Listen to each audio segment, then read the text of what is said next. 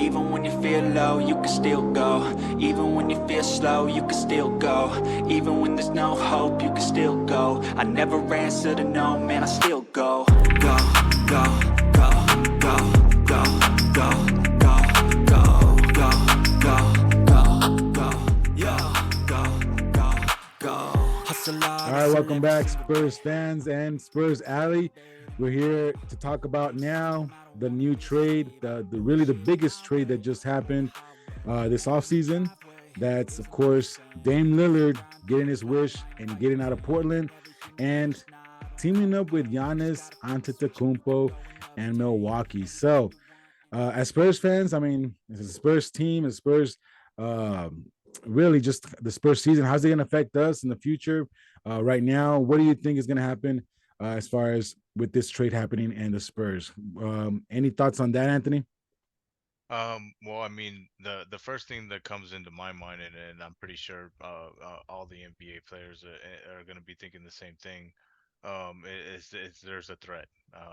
It's not light. They're not taking it lightly. Is what I'm trying to say is that I think everybody sees this as a threat. I don't think people are looking at it lightly. Like I think that with the addition of Damian Lillard over there, because it just makes them a really good team. And they're definitely going to be a threat. They're not an imminent threat to the San Antonio Spurs because they're not in our division or our conference. So they're not an imminent threat. But if we go all the way to the end, then yeah, they will definitely be a team that we'll see. I believe they take the East um, as an early prediction.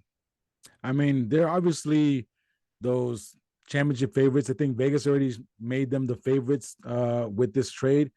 And we're not on the same timeline as they are, obviously. I mean, they're ready to go for it all. We're still, rebuilding. We're still, barely in maybe year two rebuild, maybe year one still. Who knows? But the thing is that if they do, end up being this dynasty powerhouse, let's say it is the perfect fit. I mean, they could be around for the Spurs. You're right. Maybe in the next, 2-3 years, they could still possibly be there and then challenging Wemby. Oh Um, yeah, Damian Lillard definitely has another 2 or 3 years in him, and if he wins a championship this year, he'll come back next year even stronger. He's definitely. This is not just a I'm just gonna go over here type of season for him. This is a I'm ready to prove a point season from all the things that he's said in the past about people making super teams and all this stuff, and then he's even personally had like a Twitter post saying that he would like to go to the Bucks and play with Giannis. So it's gonna be showtime over there, man. It's gonna be quite the show.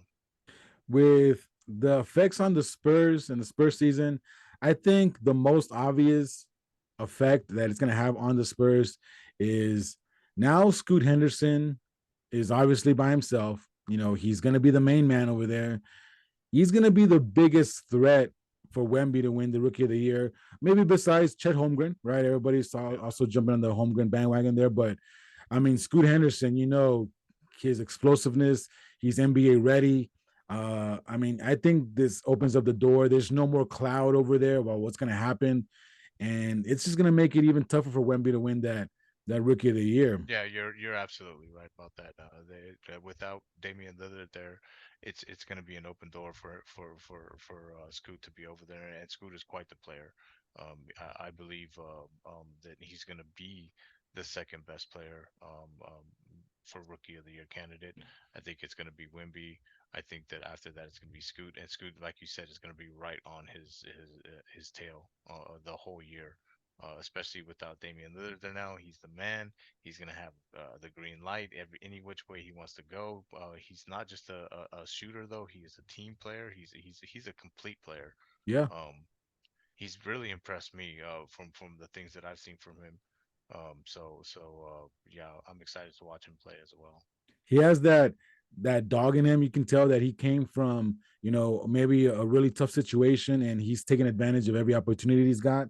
And he doesn't look like anyone that's going to back down from a challenge. So No, no. he's going to be there the whole year. If hopefully he doesn't get hurt, injury, hopefully that doesn't happen to him. But if he is, he's going to be definitely, like you said, up there, possibly top two as far as in the Rookie of the Year votes. Another thing, I think the way it affected the Spurs is maybe some of us Spurs fans had these pipe dreams of possibly Giannis leaving Milwaukee. You know, he was talking about if they didn't make a move, if they weren't serious about championships, that he doesn't sure about extending his contract there. Now I don't see that happening. I think he's going to extend. I think he's going to Oh be yeah, super yeah. happy, and I think we can It kiss would it those would bye. literally break Damian Lillard's heart if if Giannis signed anywhere else after that. And then with that whole thing about either Giannis or maybe Luka Doncic could possibly come to the Spurs. I mean, I those are mean, real far fetched ideas. I I mean, mean, they're all far-fetched ideas, but in my opinion, the most far-fetched idea was the best idea, and that was trading everything we had to get Scoot and Wemby together. And for me, that would have been my number one focus. I mean, I think that those two players are going to be the best players in the NBA in the next 3 4 years. so you were one of those that couldn't believe what Charlotte did and drafted Brandon Miller. Yeah, yeah, This Dame Lillard trade, it really was something that shook up the NBA. Didn't affect the Spurs plans really that much if you really think about it in the big picture, but it does affect Wemby in that Rookie of the Year race. definitely. Now, um, what we're going to talk about next, last thing here is we had recently a poll or maybe a survey of 15 anonymous coaches and scouts. Now, let me tell you what they said. According to the San Antonio Express News, 10 of the 15 voters predicted that Wemby would only reach an all-star level. Now, 3 of those 15 voters predicted that Wemby would be an actual MVP caliber superstar. And 2 of those 15 thought that he would only be at an all NBA level. So, do you think that most of those, coaches and scouts are wrong about Wemby being just at an all-star level? What are your thoughts on those scouts and coaches? I mean, I don't know who these coaches and scouts are because when we first started talking about that and you brought it up to me, I started thinking about it and I was like, well, what does that mean? What is an all-star player, right? So you think about all-star players that were not MVPs or didn't make the all NBA team, right? You got 4 guys on that list, so there might be more guys, but these are 4 guys, right? You got Tom Chambers he was a 4-time All-Star, never won MVP. You got Dell Ellis, same thing. He was a 2-time All-Star, well, a 3-point leader in the league one year, led the league in 3-point shooting. You got Deathless Shrimp. He was a 3-time All-Star. And then you got Al Horford, 5-time All-Star, right? So what these guys are saying is, right, what these 10 people think is that that Wimby is not gonna be better than Tom Chambers, that he's not gonna be better than Dale Ellis. Like I mean am I being like weird? But that's I what.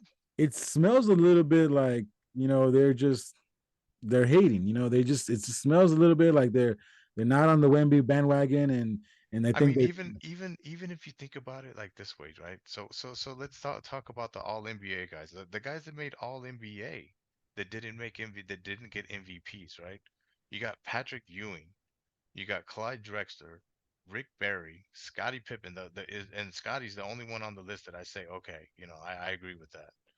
Kevin McHale, and then Dwayne Wade, and Dwayne Wade too. You can make a case, and then there's a couple other guys like Isaiah Thomas and Elgin Baylor. I mean, Those those are guys, fantastic Wemby's not going players. to be better than those guys.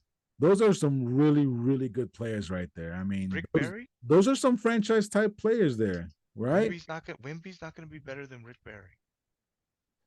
I mean, I think he's definitely going to be better than Rick Barry. I think I he's think going to be I better think the than only list is those three. Whoever those three, the 3 people who said he was going to be the MVP are the only people on that list that were smart about basketball. with those 3 people. I think they do see the potential in Wemby as far as being that All-Star, MVP, and Hall of Fame cornerstone that the Spurs think they have.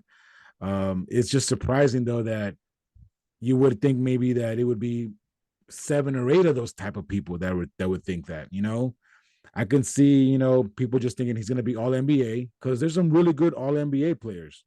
I mean, those aren't players to just, snuff at. Those are some really, really good players. Like, Yeah. Patrick Ewing, Clyde Drexler, Scottie Pippen, exactly, all those guys exactly. but Wimby is supposed to be something better than that.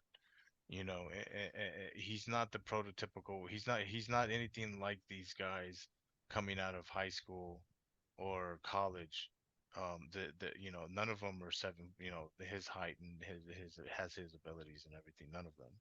And I think what they're not really taking into account is that he's in the Spurs culture. He's in the Spurs, family where we're gonna take care of him. He's not gonna be asked to do more than he can. He's gonna be basically, grown to be this franchise corner piece. I think we're gonna groom him, and he's gonna just. If it was any other team, I might maybe agree that, hey, yeah, you know what? If he was drafted by the Pistons, I mean, do you think they would really convert him Yeah, into a Hall of Famer? he could be, if he's anywhere else, he could be like a DeMarcus Cousins or just an all-star Right. player, Yeah. but never MVP, never anything too special. Yeah, exactly. But being on the Spurs, I agree with you. I believe that he has more potential to learn and to grow and to be something better than just a guy on the court playing basketball. And so that's 10 out of 15. So that's pretty much 66%. That's a lot Oh, of guys that yeah. think that Wemby is just going to be a Dwight Howard. Dwight. I don't know. I do think that it's going to take 2 or 3 years for Wemby to get to really find his footing in the NBA. But we'll see what happens. We'll see what happens. All right. Well, thank you so much, Anthony, for joining me today. That was our little Spurs week of what's been going on. We're gonna have you around, for the next week. We'll see what's going on next week, and we'll catch up then. Thanks so much for joining us tonight. Yes, sir. Thank you for having me. Hustle hard, hustle every single day. I'll be making moves till I'm buried in my grave. To the system, I don't wanna be